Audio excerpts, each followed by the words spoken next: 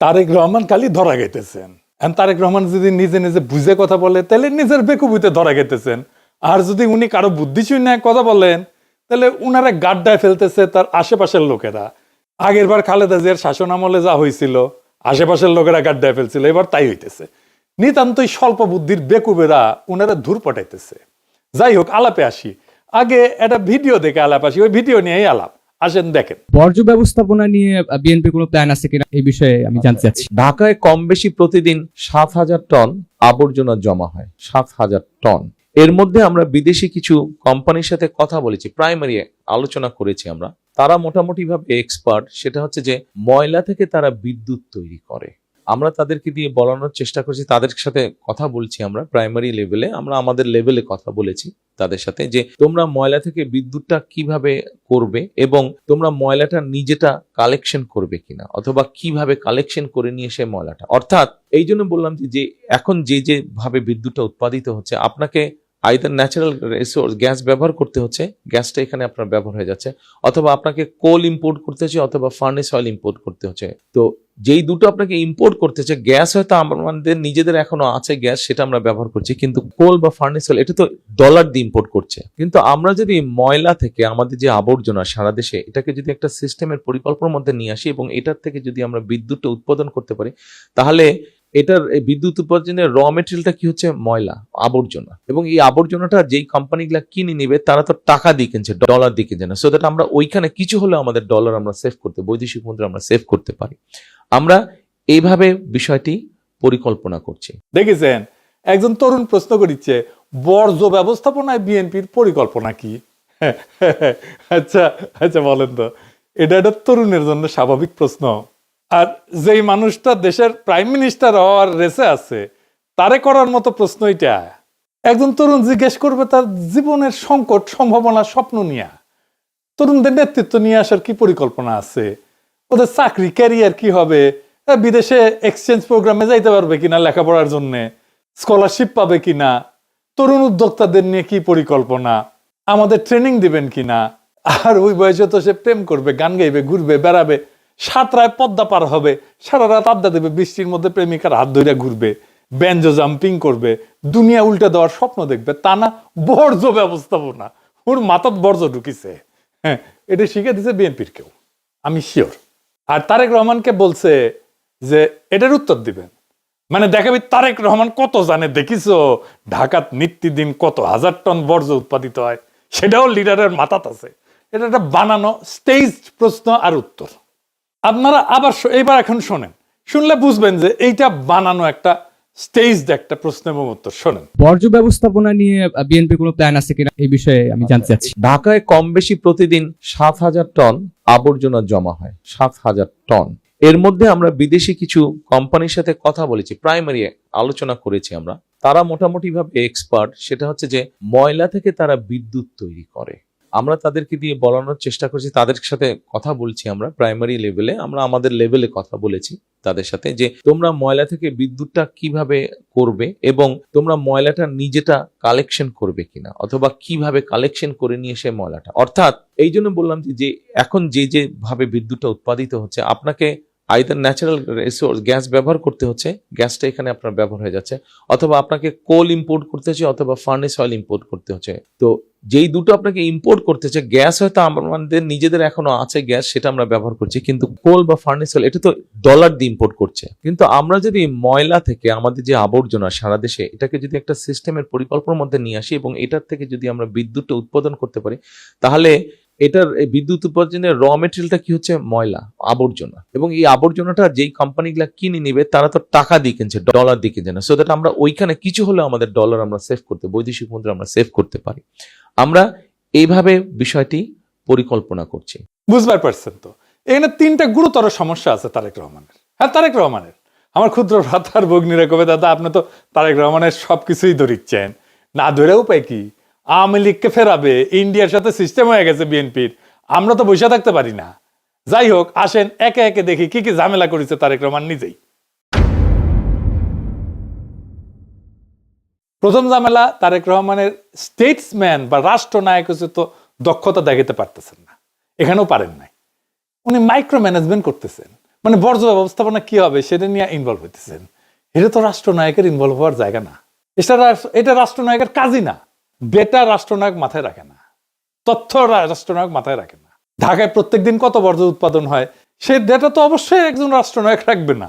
2 নম্বর হচ্ছে এই কাজটাও যে করতেছে, এই কাজটা যদি দক্ষতার সাথে করতেন উনি, তাহলে কথা ছিল যে না উনি বুঝেন ব্যাপারটা, বুঝে কথা বলছেন, পরিকল্পনাটা সলিড আছে। তা তো না, উনি বুঝেছেন আদা, ভুল বুঝতেছেন পুরাটা। আর এই কাজটা উনি করতেই পারবেন না, একেবারেই পারবেন না। বুঝায় বলি আসেন, উনি যে একেবারেই বুঝেননি ব্যাপারটা, এটা আসেন আমরা বুঝে দেখি। বর্জ্য দিয়ে বিদ্যুৎ উৎপাদন করে যে পশ্চিমা দুনিয়া, বর্জ্যকে কাঁচামাল ধরে নিয়ে না, মানে এটা বর্জ্য ব্যবস্থাপনার একটা পার্ট। বর্জ্য দিয়ে বিদ্যুৎ উৎপাদন করা, বিদ্যুৎ উৎপাদন সেকেন্ডারি, বর্জ্য ব্যবস্থাপনা প্রাইমারি। ভাত রাখতে গেলে যেমন মার হয়, তেমন একটা বিশেষ পদ্ধতিতে বর্জ্য ব্যবস্থাপনা করতে গেলে বিদ্যুৎ উৎপাদন করা হয়। হাঁটতে গেলে যেমন পেশাব বের হয়, ওই ঠিক ওই রকম। আপনি হাঁটতে গেছেন, পেশাব করতে যান নাই তো, কিন্তু পেশাব হয়। এইরকম বিদ্যুৎ হয়। এটা আপনার আলাদা করে পরে পেশাব করতে হয় না, আপনার উদ্দেশ্য হাগা, পেশাব করা না। ঠিক তেমন বর্জ্য দিয়ে বিদ্যুৎ উৎপাদনের লক্ষ্য হইতেছে বর্জ্য ব্যবস্থাপনা, বিদ্যুৎ উৎপাদন না। বিদ্যুৎ তৈরি করা না, বিদ্যুৎ তৈরি হয়ে যায়। তারেক রহমান বলতেছেন কয়লা, ফার্নেস অয়েল যেমন বিদ্যুৎ বানানোর কাঁচামাল, তেমন কাঁচামাল বর্জ্য না, একেবারেই না। বর্জ্য দিয়ে বিদ্যুৎ উৎপাদন করতে গেলে যে কারখানা লাগবে তার খরচা অনেক বেশি। কত বেশি আমরা দেখব। বর্জ্য থেকে বিদ্যুৎ উৎপাদনের খরচাও কয়লার 2 গুণ, গ্যাসের প্রায় 3 গুণ, সৌর বিদ্যুতের 4 গুণ। 1 মেগাওয়াটের কারখানায় যদি বর্জ্য থেকে বিদ্যুৎ করতে হয় তাহলে $10 মিলিয়ন লাগে। তার মানে সবচেয়ে ছোট 10 মেগাওয়াটের যদি একটা প্ল্যান্ট করতে চাই তাহলে $100 মিলিয়ন লাগবে। কয়লায় যদি খুব আলট্রা সুপার ক্রিটিক্যাল টেকনোলজি, এটা মানে সবচেয়ে ভালো একদম, আমরা যদি একটা কারখানা বানাই তাতেও এর খরচা 1/3। বর্জ্য থেকে বিদ্যুতের যে কারখানা তার 1/3, 3 ভাগের 1 ভাগ। মানে এই যে বর্জ্য থেকে বিদ্যুৎ বানানো, এটা যে ধান্দা, আশেপাশের লোক ধান্দা করিছে, বুঝেছেন তো কি লেভেলের ধান্দা হবে, বুঝেছেন? সব সিস্টেম করে ফেলিছে, এটা থেকে ওনার লোকজন ধান্দা করবি। আর একটা সমস্যা টেকনিক্যাল, এটা বুঝে দেখি, কিন্তু এটা বুঝেছেন তো যে বর্জ্য দিয়া বিদ্যুৎ উৎপাদন করাটা এটা বর্জ্য ব্যবস্থাপনার একটা পার্ট। বিদ্যুৎ উৎপাদন করাটা প্রাইমারি কাজ না, বিদ্যুৎ সেকেন্ডারি কাজ, বর্জ্য ব্যবস্থাপনা প্রাইমারি কাজ। এবার টেকনিক্যাল সমস্যাটা একটু বুঝে দেখি। সব বর্জ্য থেকে বিদ্যুৎ হয় না। মানে বর্জ্য মানে কি কি, আমরা বর্জ্যের তালিকা একটু পরে দেখবো, আগে জেনে নেওয়া দরকার। বর্জ্য থেকে 2 রকম কারখানা করা যায় বিদ্যুৎ উৎপাদনে। 2 ধরনের বর্জ্য থেকে, যেগুলো পোড়ানো যায়, যেমন কাগজ, কার্ডবোর্ড ইত্যাদি। এগুলো পুরায় বাষ্প বানানো হয়, ওইটা দিয়ে টারবাইন ঘোরে বিদ্যুৎ তৈরি হয়। আরেকটা হইতেছে জৈব বর্জ্য, যেমন যে খাবার রান্নাঘর থেকে যেগুলো আসে, এগুলো দিয়ে বায়োগ্যাস তৈরি করা হয়, আরেক ধরনের প্ল্যান্ট লাগে। তার মানে 2 ধরনের বিদ্যুৎ তৈরি করা যাবে 2 ধরনের কারখানা থেকে। যেমন ধরেন গৃহস্থালী বর্জ্য, সাধারণ মানুষের দৈনন্দিন জীবনে উৎপন্ন বর্জ্য, হাগামোতা ইত্যাদি ইত্যাদি। খাবারের উচ্ছিষ্ট, ভাত, ডাল, সবজি, মাছ, ফল ইত্যাদি। রান্নাঘরের বর্জ্য, এই যে সবজি তরকারি কাটছে এগুলো। কাগজ, কার্ডবোর্ড, প্লাস্টিক, পলিথিন, বোতল, কাপড়, পুরানো জামা, কাঁচ, বোতল, গ্লাস, তারপর ক্যান, টিন, ছাই, ধুলা, এগুলো বর্জ্য, গৃহস্থালী বর্জ্য। এগুলো জৈব অংশ দিয়া বায়োগ্যাস করা যায়। জৈব বর্জ্য যেগুলো, মানে যেগুলো পচনশীল, খাবারের উচ্ছিষ্ট, খাবারের বর্জ্য, সবজি, ফল, তারপরে মল মূত্র, কৃষির উচ্ছিষ্ট, খড়, গাছের পাতা ইত্যাদি ইত্যাদি। এইটা বিদ্যুৎ উৎপাদনের সবচেয়ে উপযোগী, এটা দিয়ে বায়োগ্যাস তৈরি করা হয়, তারপরে ওইটা দিয়ে বিদ্যুৎ উৎপাদন। তারপরে ধরেন কাগজ, প্লাস্টিক বর্জ্য, পেট বোতল, কার্ডবোর্ড, প্যাকেট, এই সমস্ত একটা প্রসেসের মধ্যে দিয়ে দহনযোগ্য করে নেওয়া হয়, তারপরে এগুলো পোড়াইতে হয়, পোড়ায় বাষ্প তৈরি করা হয়, ওইটা দিয়ে টারবাইন ঘোরে বিদ্যুৎ তৈরি হয়। কাগজজাত বর্জ্য ধরেন খবরের কাগজ, কার্টুন, প্যাকেজিং বাক্স ইত্যাদি ইত্যাদি। এগুলোকে ফার্নেসের মধ্যে দিলেই কালে হবে না, এগুলোকে দহনযোগ্য করে নিতে হবে, শুকায় নিতে হয়, এটার মধ্যে যেন পানি টানি না থাকে, বুঝেছাও? আবার অনেক বর্জ্য আছে কিন্তু যেগুলো কোনোভাবে এটা দিয়ে কোনো কিছু করা যাবে না। যেমন ধরুন কনস্ট্রাকশনের যে বর্জ্য, ইট, বালু, সিমেন্ট, কংক্রিট, টাইলস, এই সমস্ত ভাঙা চোরা, এগুলো দিয়ে বিদ্যুৎ উৎপাদন করা যায় না। শিল্পের বর্জ্য আছে, ইন্ডাস্ট্রিয়াল ওয়েস্ট, কারখানা থেকে উৎপন্ন রাসায়নিক বর্জ্য, যেগুলো নদীর ফেলে আর কি, দেখেছেন না, তেল, গ্রিজ, ধাতব স্ক্র্যাপ, এই সমস্ত, এগুলো বর্জ্য দিয়ে তো বিদ্যুৎ উৎপাদন করা যাবে না। তারপরে ধরেন একটা ইম্পর্টেন্ট বর্জ্য আছে যেটা পচনশীল, কিন্তু এটা আপনি কিছুই করতে পারবেন না, এটা হচ্ছে চিকিৎসা বর্জ্য, ক্লিনিক্যাল ওয়েস্ট। এটা সবচেয়ে ঝুঁকিপূর্ণ। ব্যবহৃত সিরিঞ্জ আছে, রক্তমাখা ব্যান্ডেজ, প্যাথোলজির বর্জ্য, রক্ত মলমূত্র কপ, ডায়াগনস্টিক সেন্টার থেকে যে সমস্ত জিনিস বাড়ায়, এক্সে ফিল্ম, এগুলোর প্যাকেট ইত্যাদি, মেয়াদ উত্তীর্ণ ওষুধ, এগুলো তো কিছুই করা যাবে না, এগুলো একদম পুড়ায় ফেলতে হয় আলাদা করে। ইলেকট্রনিক বর্জ্য আছে, যেমন ধরেন আপনার মোবাইল ফোন নষ্ট হয়ে গেছে, কম্পিউটার, টিভি, ব্যাটারি, এগুলো বর্জ্য দিয়ে তো বিদ্যুৎ উৎপাদন করা যায় না। তো আমাদের গৃহস্থালী বর্জ্য দিয়েও যদি আমরা বিদ্যুৎ উৎপাদন করতে যাই, তাহলে তো আমাদের আলাদা করতে হবে। তারপরে যাবে কাঁচামাল হিসাবে, মানে জৈব বর্জ্যগুলো একদিকে যাবে, কাগজগুলো আরেক দিকে যাবে, কাঁচ আরেক দিকে যাবে, আমরা তো সবগুলো একসাথে করে ফেলি, তাই না? তো সেগ্রিগেশন হয় কোথায়? উৎসে, যেখানে তৈরি হয়, মানে ঘরের মধ্যে, বাসার মধ্যে। আমাদের বাসা তো ইউরোপে আপনি চাইলে এই সবকিছু একটার মধ্যে ভরে নিয়ে ডাস্টবিনে ফেলে দিতে পারবেন না, আলাদা 3 ধরনের ডাস্টবিন আছে। আপনার এখানে 3 ধরনের বর্জ্য 3 ধরনের ডাস্টবিনে আপনি ঘরের মধ্যেই ফেলবেন, আলাদা করবেন, তারপরে যে 3 ধরনের ডাস্টবিনে ফেলবেন। এইটা হচ্ছে সেগ্রিগেশন। এইটা করতে পারলে তখন ওইখান থেকে নিয়ে যে আপনি বায়োগ্যাস বানান, আপনি পুরান, যাই করেন সেটা করেন। এই শিক্ষাটা কমিউনিটিতে থাকতে হবে, এই শিক্ষাটা কমিউনিটিতে শেখাইতে হবে, সময় লাগে। এই সিস্টেম ইমপ্লিমেন্ট করতে কত টাইম লাগবে ভাবেন তো। এখন আপনি বর্জ্য আলাদা করবেন উৎসে। যাই হোক, ফাইনালি বড় সমস্যা যেটা করিছে সেটা আসি, এটার সাথে সার্বভৌমত্বের প্রশ্ন যুক্ত। আমি কালে ওনার বক্তব্য বারবার শুনেছি, উনি বলছেন আমরা বিদেশি কিছু কোম্পানির সাথে কথা বলছি, প্রাইমারি লেভেলে আলাপ করছি, তাদের দিয়ে কাজ করানোর চেষ্টা করছি, আমরা এইভাবে বিষয়টা পরিকল্পনা করছি। আর একবার শোনেন, ঢাকায় কম বেশি প্রতিদিন 7,000 টন আবর্জনা জমা হয়, 7,000 টন। এর মধ্যে আমরা বিদেশি কিছু কোম্পানির সাথে কথা বলেছি, প্রাইমারি আলোচনা করেছি আমরা। তারা মোটামুটি ভাবে এক্সপার্ট, সেটা হচ্ছে যে ময়লা থেকে তারা বিদ্যুৎ তৈরি করে। আমরা তাদেরকে দিয়ে বলানোর চেষ্টা করছি, তাদের সাথে কথা বলছি আমরা প্রাইমারি লেভেলে, আমরা আমাদের লেভেলে কথা বলেছি তাদের সাথে, যে তোমরা ময়লা থেকে বিদ্যুৎটা কিভাবে করবে এবং তোমরা ময়লাটা নিজেটা কালেকশন করবে কিনা, অথবা কিভাবে কালেকশন করে নিয়ে সে ময়লাটা। আমি কিন্তু কোনো একটা শব্দ নতুন করে যোগ করি নাই, কোনো শব্দ বাদও দেই নাই, কারণ এখানে শব্দই সাক্ষ্য। প্রশ্নটা খুবই সাধারণ। তারেক রহমান আপনারাই জিজ্ঞেস করতেছে, আপনি কি নির্বাচিত? আপনি কি সোভারেন স্টেট? আপনি কি সার্বভৌম রাষ্ট্রকে প্রতিনিধিত্ব করেন? আপনি শপথ নিছেন? আপনাকে কি সংবিধানে অধিকার দিছে রাষ্ট্রের হয়ে বিদেশি প্রতিষ্ঠানের সাথে রাষ্ট্রীয় প্রকল্প নিয়ে কথা বলার ক্ষমতা দিছে? এর উত্তর না। তাহলে প্রশ্ন, কোন পরিচয়ে আপনি আলাপটা করলেন, আর কোন বৈধতায় সেটা জনসভায় ঘোষণা করলেন? এটা তো কোনো ব্যবসায়িক আলাপ না। বিদেশি প্রতিষ্ঠানের সাথে রাষ্ট্রীয় প্রকল্প নিয়ে কথা বলা মানে ডিপ্লোমেসি, কূটনীতি। ডিপ্লোমেসি কার কাজ? রাষ্ট্রের। ডিপ্লোমেসি করে নির্বাচিত সরকার সাংবিধানিকভাবে দায়িত্বপ্রাপ্ত হইয়া। আপনি ক্ষমতা প্রার্থী, ক্ষমতার অ্যাসপিরেন্ট, এরা এই ডিপ্লোমেসি করে না।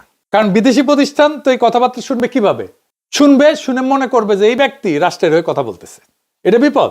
এখানে আর দল নাই, ব্যক্তি নাই, এখানে শুরু হয় ইমপারসোনেশন, মানে রাষ্ট্র সেজে অভিনয় করা। আপনি রাষ্ট্র সেজে অভিনয় করছেন বিদেশি প্রতিষ্ঠানের সাথে।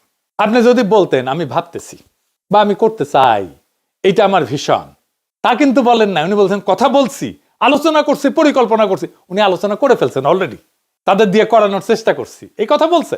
এই ভাষা ভবিষ্যতের না, এই ভাষা এমন যে মনে হইতেছে উনি রাষ্ট্রের হয়ে কাজ করতেছেন, চলমান রাষ্ট্রের কার্যকলাপের ভাষা। মানে উনি ডিফেক্টো প্রাইম মিনিস্টার হয়ে গেছেন, বাস্তবে কার্যকর রাষ্ট্রীয় আচরণ করতেছেন উনি। কিন্তু ওনার আইনগত ক্ষমতাই নাই, আইনে ওনার হাতে ক্ষমতা আসেনি, কিন্তু আচরণে ওনার ক্ষমতা চালু হয়ে গেছে।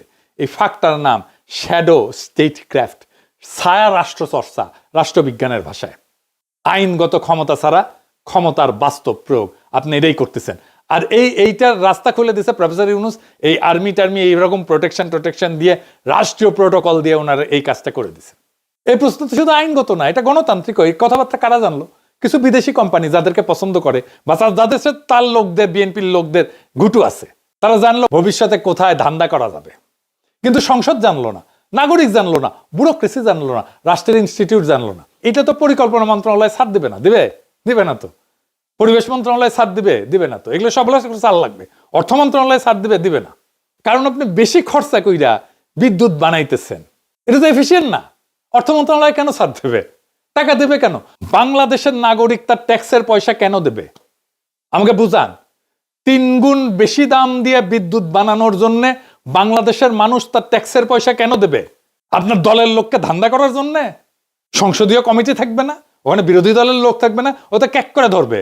আর আপনি বিদেশি প্রতিষ্ঠানের সাথে আলাপ করা শুরু করে দিচ্ছেন। বাহ, এখন কইতে পারেন এটা তো ভালো উদ্দেশ্যে করা হয়েছে। গণতন্ত্র উদ্দেশ্য দিয়ে চলে না, গণতন্ত্র চলে সীমা দিয়ে, বৈধতা দিয়ে। ভালো উদ্দেশ্য দিয়ে রাষ্ট্রের সীমা ভাঙা যায় না, কর্তৃত্বের সীমা ভাঙা যায় না, নতুন কর্তৃত্ব তৈরি করা যায় না।